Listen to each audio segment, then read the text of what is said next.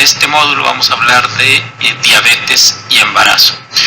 Los profesores vamos a ser los cuatro médicos que habitualmente estamos viendo pacientes con diabetes en el embarazo en el Instituto Nacional de Perinatología, la doctora Nayeli Martínez Cruz, que es la coordinadora del Servicio de Endocrinología Clínica, un servidor que estoy al cargo básicamente del área de investigación en diabetes, la doctora Arce, que es la médico adscrito al Servicio de Endocrinología Clínica, y la doctora Claudia Montserrat Flores Robles, que ella es endocrinóloga pediatra y que ella está en el área de tamiz neonatal, pero que muchas veces nos apoya en estas actividades relacionadas con los bebés en diabetes y embarazo.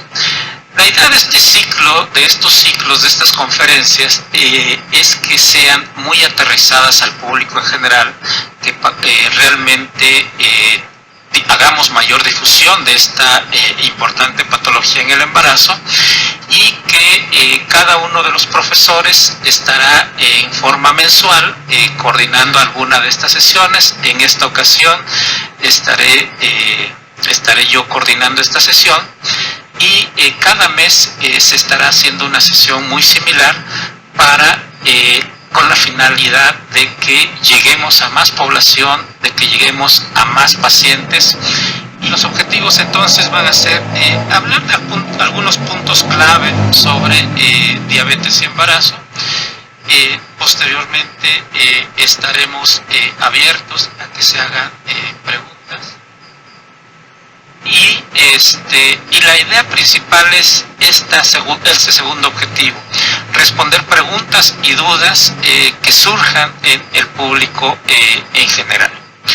Lo primero que tenemos que saber es que la diabetes pues es una patología muy frecuente, y que cada vez hay más pacientes. Si nosotros vemos pacientes jóvenes, aquí están divididos por hombres y la barra rosa en mujeres, y podemos observar que ya la diabetes está siendo muy frecuente, 2 o 3% en pacientes tan jóvenes como mujeres de 20 a 24 años, ya 3 a 4% en mujeres de 25 a 29 años, y prácticamente 5% en mujeres de 30 a 34 años.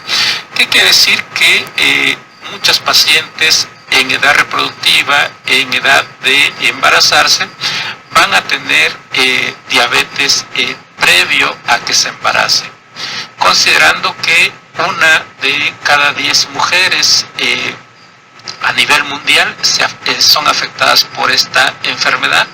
Es una enfermedad muy frecuente, y básicamente la diabetes, en términos generales, podemos decir que es un incremento en los niveles de azúcar en la sangre.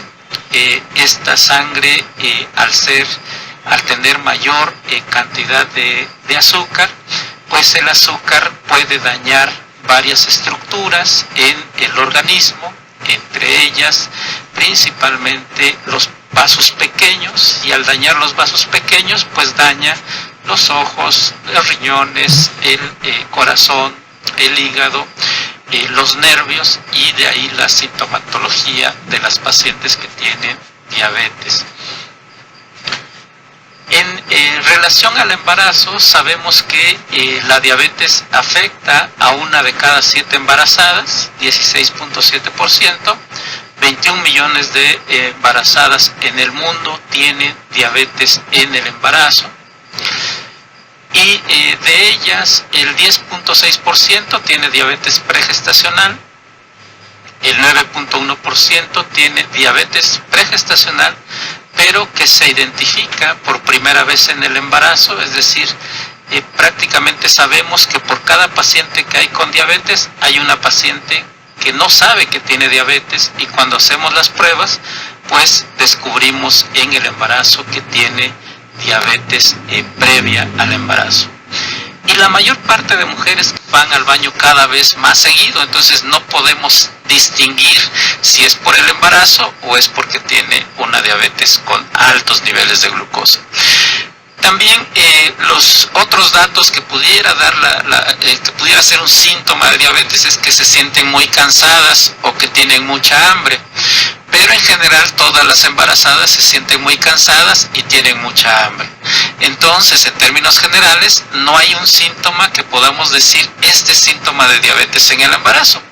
Por lo tanto, necesitamos forzosamente hacer pruebas de sangre, que es la única forma en la que nosotros podemos distinguir si una mujer embarazada tiene o no tiene diabetes.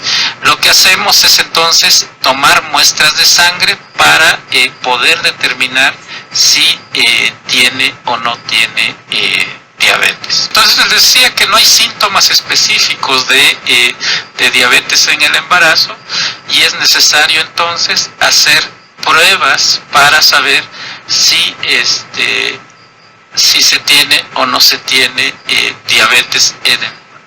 ¿Qué pruebas tenemos que hacer? Pues básicamente esa prueba tan molesta que seguramente ya algunas pacientes se lo han hecho, que es la famosa curva de tolerancia a la glucosa, que consiste básicamente en que la paciente tiene que llegar al laboratorio en ayunas, se le da un líquido, una solución muy azucarada, que tiene 75 gramos de glucosa y por eso es muy azucarada, y se lo tienen que tomar en un lapso de 1 o 2 minutos. Posteriormente se hace una determinación de sangre antes de darle la carga de glucosa y posteriormente 1 hora y 2 horas después de dar la carga de glucosa. En aquellas pacientes que ya tienen diabetes y llegan embarazadas, pero no sabían que tenían diabetes, utilizamos los mismos criterios para decir que tiene diabetes en el embarazo, cuando el resultado de esa medición de glucosa es mayor de 126, decimos que tiene diabetes en el embarazo, o cuando en la curva de tolerancia tiene más de 200 miligramos a las 2 horas, decimos que tiene diabetes. Y hay otra prueba que podemos hacer que se llama hemoglobina glucosilada, y cuando esta es mayor de 6.5, decimos que tiene diabetes que no se había identificado previo al embarazo. ¿Por qué? Porque la mayoría de pacientes pues no se hacen pruebas antes de embarazarse y se hacen las primeras pruebas cuando están embarazadas. La principal causa de esta diabetes, ya sea fuera del embarazo y más durante el embarazo, es algo que se llama resistencia a la insulina. Esta resistencia a la insulina ocurre cuando el páncreas detecta que hay mucha azúcar, produce más insulina, pero esta glucosa o este azúcar, ¿para qué nos sirve? Nos sirve para que todas las células del organismo trabajen, para que todos los órganos trabajen, para dar un paso, para respirar, para pensar.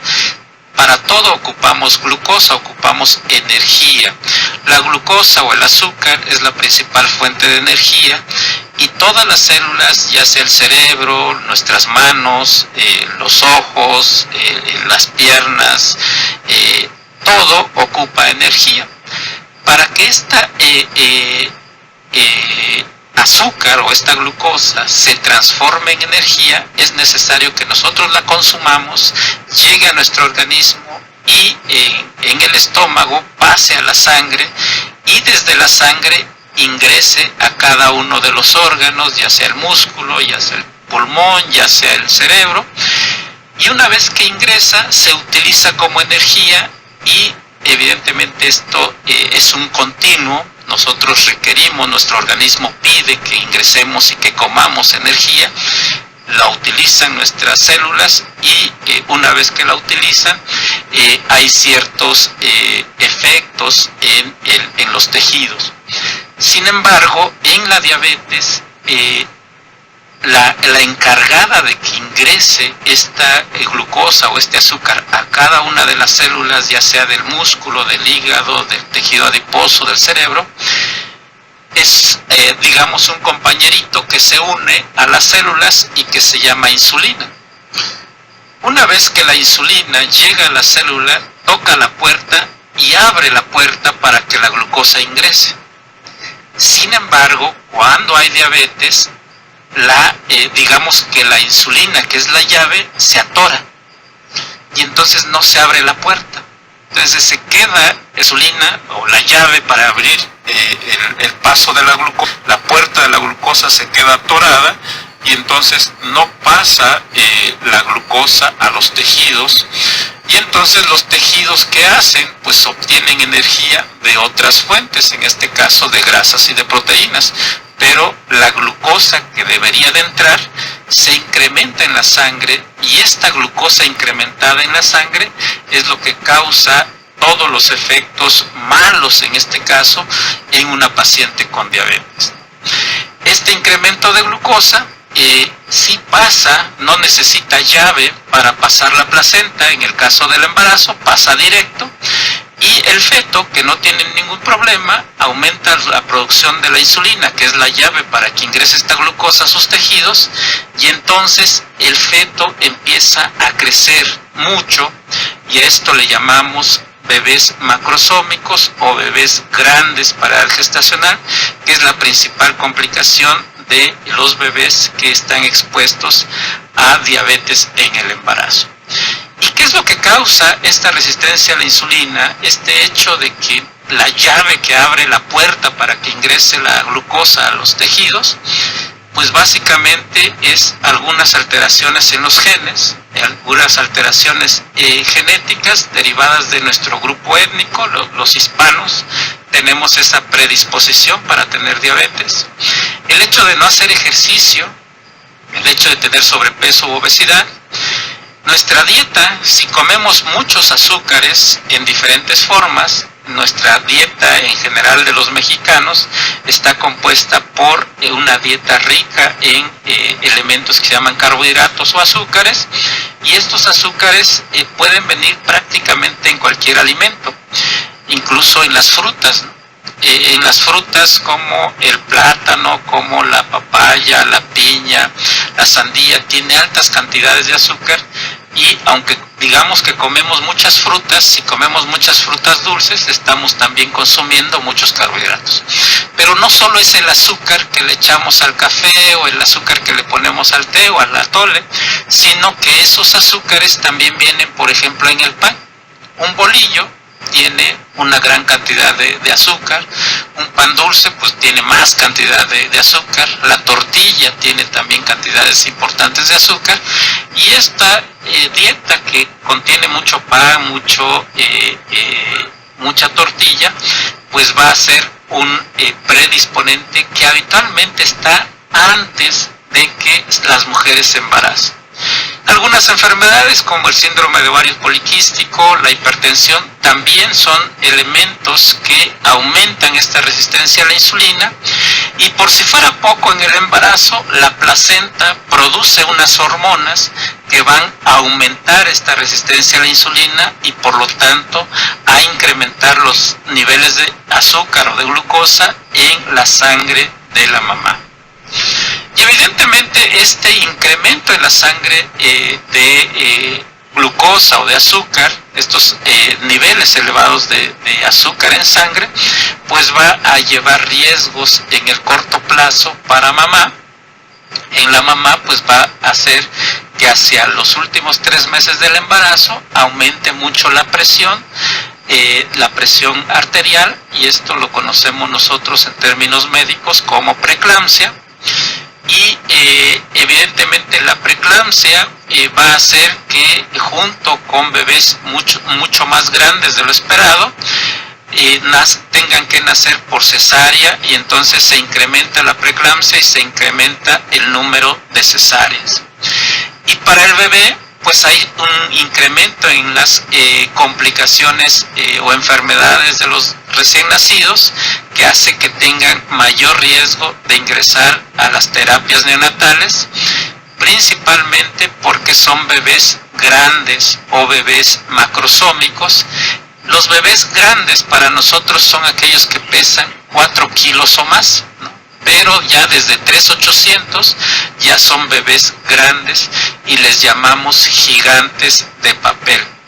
¿Por qué gigantes de papel? Porque a pesar de que se ven muy grandes y muy fuertes, pues realmente tienen muchas debilidades que hacen que tengan que estar mayor tiempo y bajo vigilancia médica, porque tienen problemas para respirar, porque sus células se rompen y entonces se ponen muy amarillitos, algo que se llama ictericia, y porque aumentan mucho los niveles de un elemento que se llama calcio, y eso hace que puedan tener pequeñas convulsiones o que tengan dificultades para adaptarse al mundo exterior, por lo que a pesar de que son grandotes, pues son muy débiles para adaptarse una vez que nacen, y eso hace que tengan que estar más tiempo en vigilancia y muchas veces en la terapia neonatal.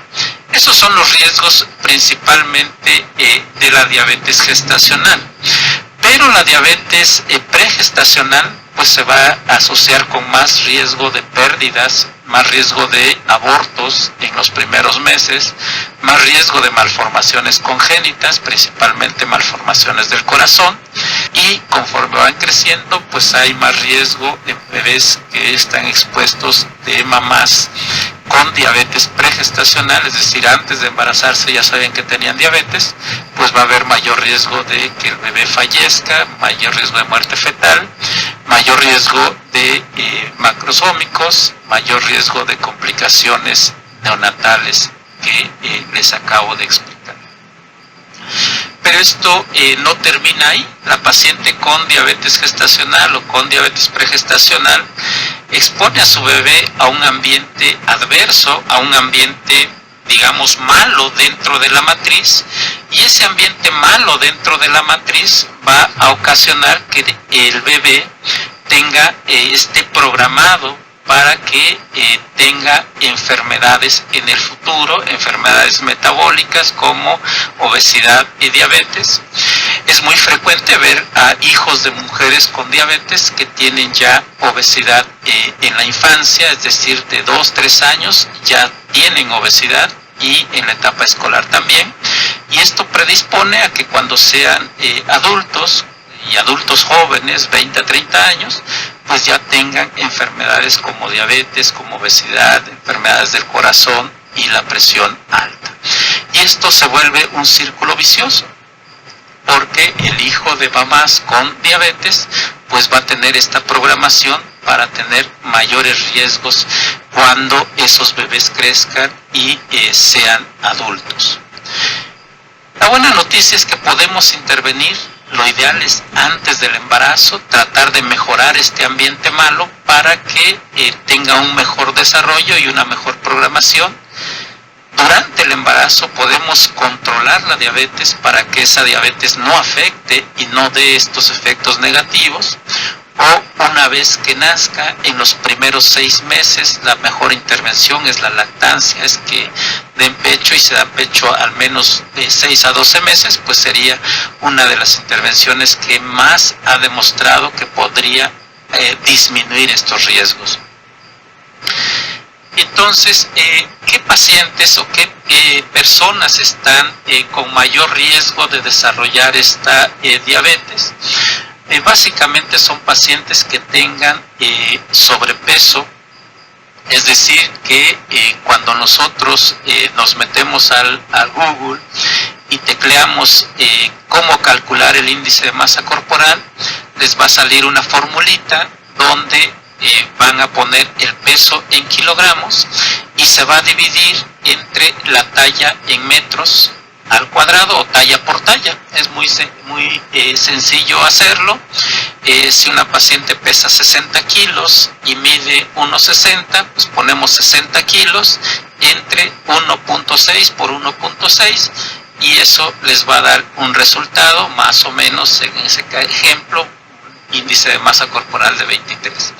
Si ese resultado le sale arriba de 25, nosotros le llamamos que tiene sobrepeso, y si tiene sobrepeso y no hace ejercicio, o tiene un familiar con diabetes, o es mexicana, tiene antecedente de bebés de más de 4 kilos de peso, tiene la presión alta, tiene el antecedente o conoce que tiene síndrome de ovarios poliquísticos, tiene muy marcada como más pigmentado el cuello, eso es acantosis nigricans, entonces son pacientes que tienen más riesgo de tener diabetes. Y en la paciente que no está embarazada y está planeando un embarazo, la recomendación es que evidentemente se pese y se mida y calcule este índice, y si tiene esto más alguno de estos, pues acuda al médico para que haga una evaluación y una serie de intervenciones para disminuir los riesgos. Si la paciente ya nos llega con embarazo y nos llega en los primeros 3 meses, nosotros podríamos hacer algunas intervenciones para prevenir esta diabetes. ¿Qué intervenciones podemos hacer? Bueno, podemos cambiar nuestra alimentación, y para eso nos apoyamos con el nutriólogo, nutrióloga o con el dietista para que nos oriente en qué alimentos son más saludables. Otra acción que podemos hacer es realizar actividad física. En este caso, la forma más sencilla de realizar actividad física es caminar. Caminar 10 minutos después de desayuno, comida y cena es lo que nosotros más sugerimos, y controlar la ganancia de peso en el embarazo. Hay algunos suplementos que podemos utilizar para prevenir diabetes gestacional, como el mioinositol y la vitamina D. En el caso de la vitamina D, pues la sugerencia es que tengamos que medir la vitamina D, y si esta vitamina D en sangre está baja, pues dar suplementos con altas dosis de vitamina D. Si es una paciente que tiene factores de riesgo, pues podemos iniciar mioinositol para disminuir el riesgo. Junto con los cambios en el estilo de vida, pues son acciones que podrían funcionar para disminuir el riesgo de diabetes gestacional. Dentro de las intervenciones que nosotros podemos hacer son las modificaciones en la dieta. La sugerencia siempre es apoyarse con un profesional de la nutrición para poder nosotros realmente poder realizar alguna de estas acciones, que sería disminuir el consumo de los azúcares, consumir azúcares de mejor calidad y en general consumir menos alimentos de acuerdo a lo que nosotros requerimos, no consumir alimentos en exceso, quitar el mito de que una mujer embarazada está comiendo por 2, porque es muy común que la abuelita o la mamá diga que pues si está embarazada tiene que comer más porque tiene que comer por 2, ¿no? Entonces eso realmente llega a ser una gran presión para la mujer embarazada, porque muchas veces le dicen a la paciente, no estás subiendo de peso, siento que te ves muy pálida y siento que tienes que comer más. Entonces sí es importante involucrar a la abuelita, involucrar a la familia, para que apoyen y entiendan también que esta nutrición en el embarazo tiene que modificarse, sobre todo en pacientes que empiezan con sobrepeso y con obesidad. Y la actividad física, pues básicamente 30 minutos, al menos 5 días a la semana. Si se pudiera, pues hacer 1 hora de yoga 3 veces por semana, o natación 30 minutos 3 veces a la semana, también es una excelente opción. Si ahora con los teléfonos inteligentes podemos medir cuántos pasos damos, pues lo ideal es dar 11,000 pasos por día. Y si podemos ir a un gimnasio y tener un entrenador, bueno, pues sería lo ideal, pero muchas veces lo ideal no es lo que podemos hacer. Sin embargo, estas primeras actividades, lo de caminar, lo podemos hacer sin mayor dificultad y sin necesidad de ir al gimnasio, y esta simple acción ya nos ayuda mucho para disminuir los riesgos. Otra parte importante, sobre todo cuando hay obesidad, hay ovario poliquístico, es el asesoramiento psicológico, porque muchas veces las pacientes tienden a tener ansiedad o depresión y tienden a comer de más en el embarazo por ansiedad o por depresión. Entonces sí es importante la asesoría psicológica, y es muy importante que evaluemos cuánto debemos de ganar de peso. ¿Cuánto debemos de ganar de peso? Esto es lo que nosotros debemos de ganar de peso dependiendo si empezamos el embarazo con sobrepeso o con obesidad. Si empezamos el embarazo con sobrepeso y obesidad, a partir del 4º mes, la paciente debería de ganar alrededor de 250, 280 gramos por semana, es decir, 1/4 kilo, y al final de un mes 1 kilogramo. Si empiezan con obesidad, deberían de ganar de 200 a 220 gramos por semana, es decir, entre 800 gramos y 1 kilogramo. Si nosotros hacemos cuentas, a partir del 4º mes, deberían de ganar en general, si tienen sobrepeso, de 6 a 8 kilos, y si tienen obesidad, de 5 a 7 kilos. Es decir, casi 1 kilo por mes en el caso de obesidad, y en el caso de sobrepeso 1 kilo a 1,200 por mes. Y eso es algo que debemos de estar evaluando, y ustedes como pacientes también. Si de pronto ven que en un mes subieron 3 kilos, o subieron 4 kilos, o subieron 2 kilos, pues es claramente que están por arriba de lo que están ganando, y debieran de reevaluar, no sé, el asesoramiento psicológico o el asesoramiento con la profesional de la nutrición, para poder evaluar y analizar qué es lo que estamos haciendo mal, que estamos ganando más peso del el peso recomendado. ¿Cómo entonces hacemos el diagnóstico de diabetes en el instituto? Nosotros a todas las pacientes le hacemos una curva desde la primer consulta de embarazo, y el diagnóstico de diabetes gestacional se establece en nuestra institución cuando tenemos 2 valores alterados en la curva de tolerancia, o establecemos el diagnóstico de diabetes pregestacional cuando, les decía, tenemos el azúcar en las mañanas en ayuno mayor o igual a 126, o a las 2 horas mayor o igual a 200. Nosotros en general, si tienen factores de riesgo, recomendamos hacer una curva de tolerancia a la glucosa en la primer consulta prenatal, y si esta curva es normal o tiene un valor alterado, repetimos en la semana 24-28. Siempre que identificamos factores de riesgo, iniciamos intervenciones preventivas desde la primer consulta prenatal.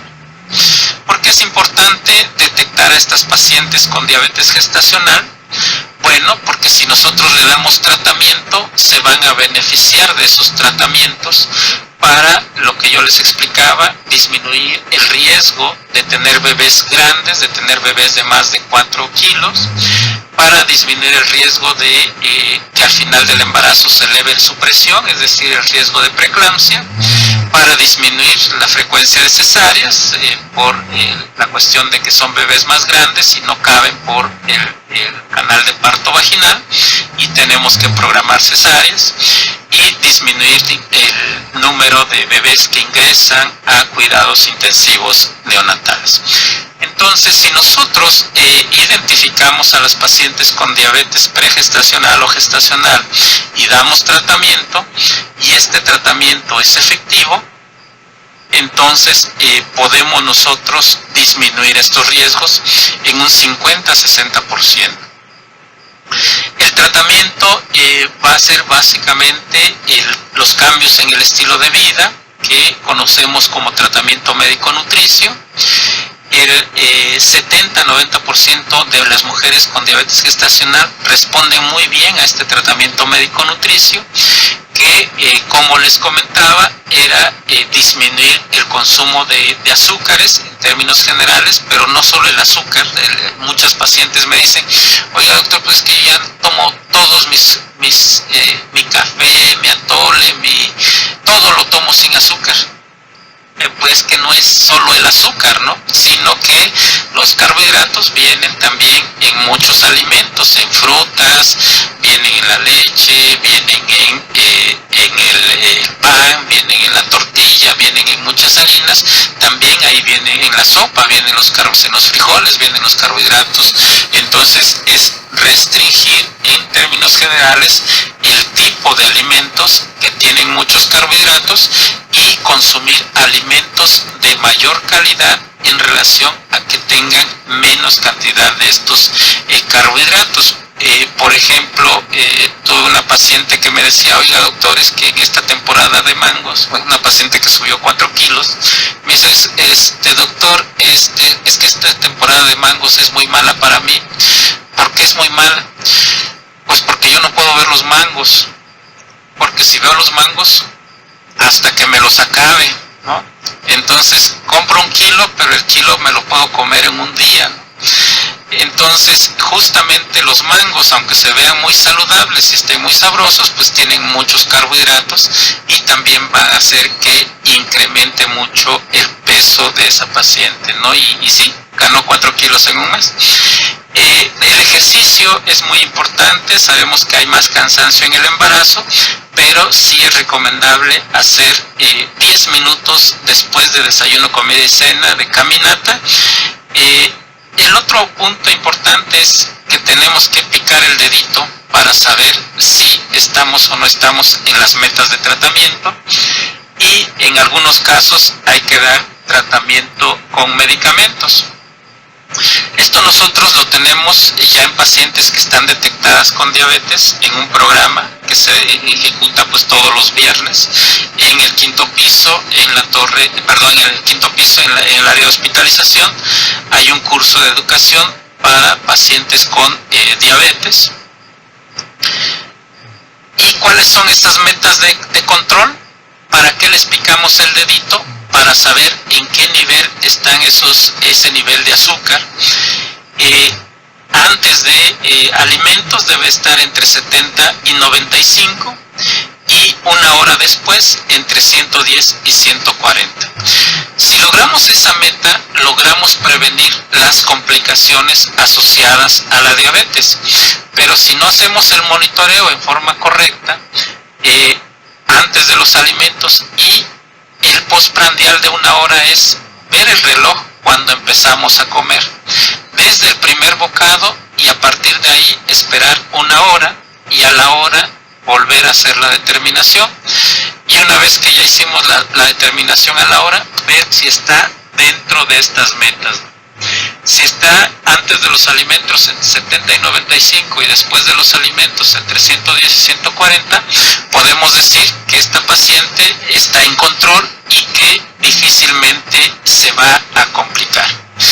Pero si cuando hacemos estas mediciones en los deditos está fuera de metas de control, y si nosotros evaluamos 2 semanas y tienen más del 20% fuera de metas, entonces agregamos, en la mayoría de pacientes podemos utilizar la metformina, que son tabletas, y en algunos casos usamos insulinas, que serían insulinas inyectables.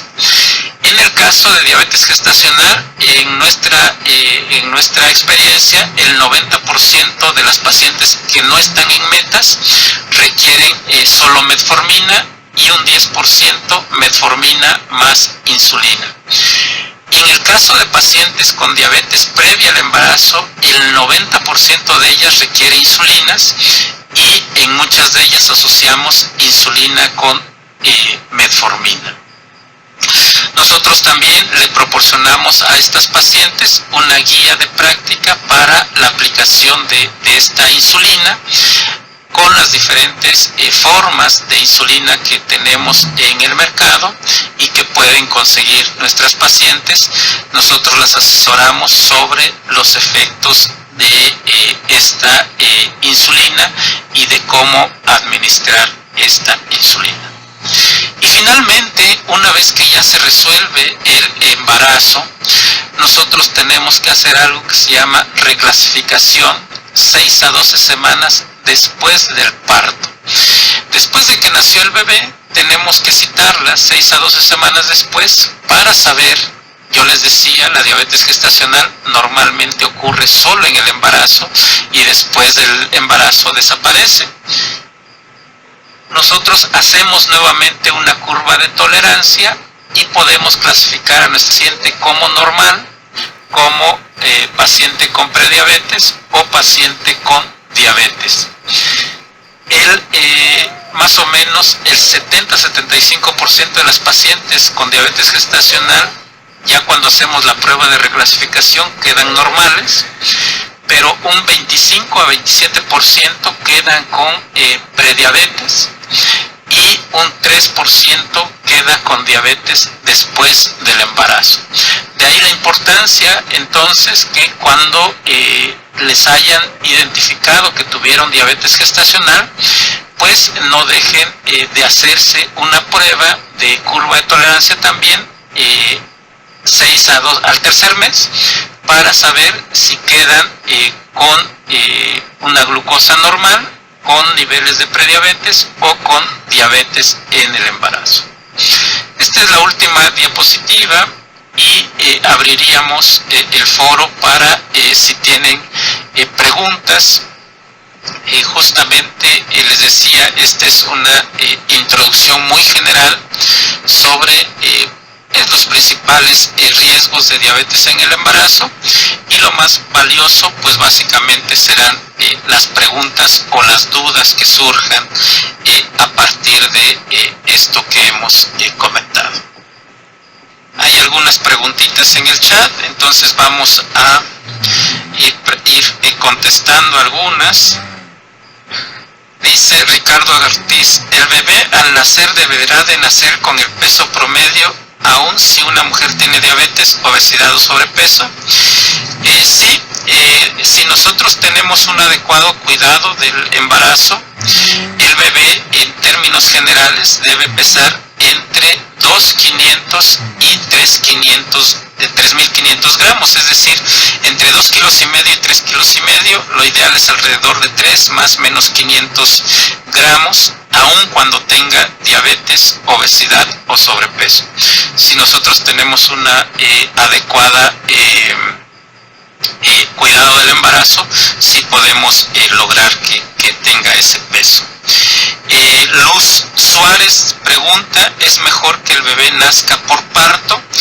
Sí, definitivamente el parto se asocia con menos riesgos y menos complicaciones. Y si la diabetes no es una indicación de cesárea, una diabetes mal controlada sí podría ser una indicación de cesárea, pero como tal la diabetes nosotros preferimos que nazca por parto, a menos que tenga el problema de que no haya tenido un buen control, y entonces pues se programará una cesárea para evitar complicaciones en el nacimiento. Sí, adelante.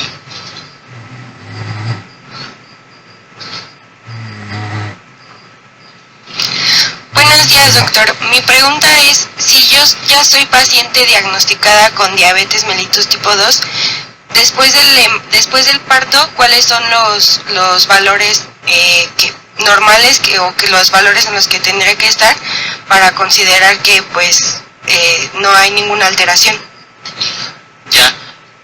Normalmente nosotros continuamos tu tratamiento después del parto y te referimos a el centro de salud o al hospital que te quede más cercano a tu domicilio, porque no tenemos un programa de seguimiento para diabetes tipo 2. En tu caso, nosotros hablamos de metas de control y hacemos monitoreo pero solo para ajustes de tratamiento. Nos basamos más en la hemoglobina glucosilada. Y para diabetes tipo 2, nosotros hablamos de que tenemos un muy buen control si la hemoglobina glucosilada está por debajo de 7, menos de 7%. En el embarazo, la hemoglobina glucosilada, la meta es más estricta y queremos que esté por debajo de 6, entre 5 y 6.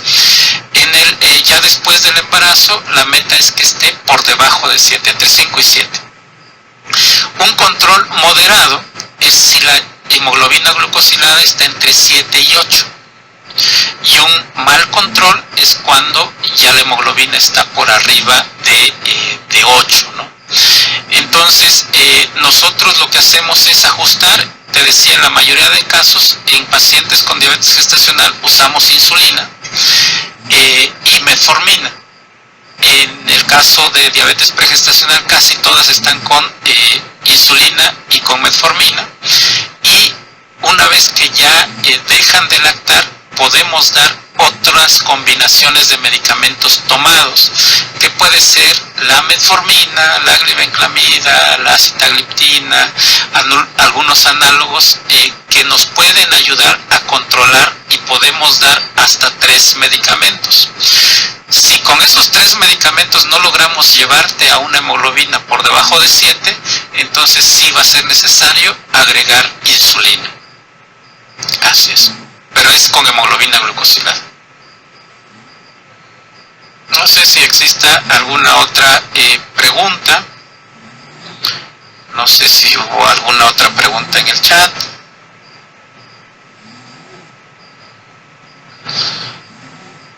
La idea es poder transmitir en un lenguaje más sencillo el conocimiento hacia ustedes. Pero a veces no lo logramos porque siempre somos muy técnicos. Esperemos haber logrado transmitir el mensaje. De todos modos, esta sesión va a quedar grabada y se va a transmitir a través de las redes del instituto, y cada mes estaremos haciendo una sesión en relación a diabetes y embarazo con los diferentes profesores que estaremos ya incorporando para puntos mucho más específicos, pero siempre tocando estos puntos generales para ir aclarando dudas y que pues todo el público tenga acceso a esta información de forma más digerida.